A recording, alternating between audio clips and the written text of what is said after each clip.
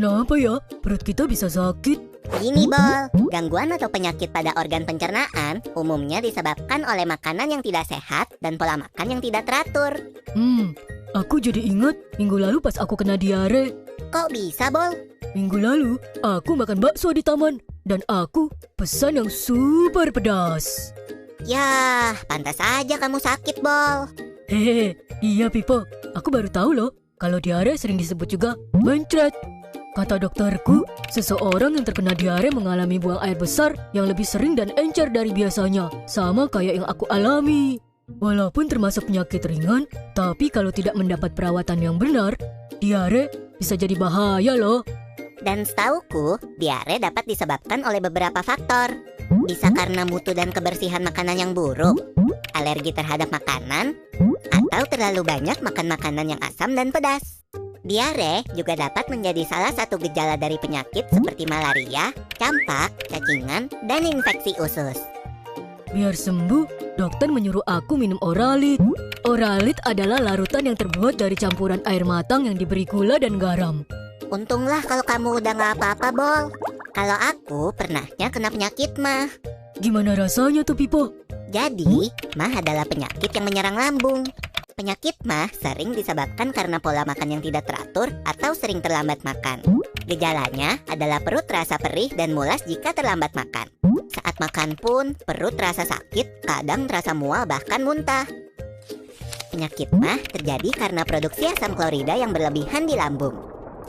Tingginya kadar asam lambung dapat disebabkan oleh makanan yang terlalu asam atau pedas, kopi, maupun alkohol. Oh begitu, berarti kamu harus mengatur pola makanmu. Iya, Bol, tapi ada lagi loh penyakit yang lebih ngeri. Namanya radang usus buntu. Setahu aku, radang usus buntu adalah penyakit yang disebabkan oleh menumpuknya kotoran di usus buntu, yaitu di bagian umbai cacing sehingga menyempit. Peradangan juga dapat disebabkan oleh infeksi kuman pada umbai cacing. Gejala yang timbul antara lain, perut terasa mual disertai muntah, kadang mencret, tubuh mengalami demam, perut bagian kanan bawah terasa sangat nyeri, dan akan semakin parah apabila terjadi penekanan atau guncangan, misalnya batuk atau berjalan biasa. Kalau sudah parah, harus menjalani operasi pemotongan umbai cacing loh, Bol. Tapi sampai saat ini, fungsi dari umbai cacing sendiri belum diketahui dengan jelas.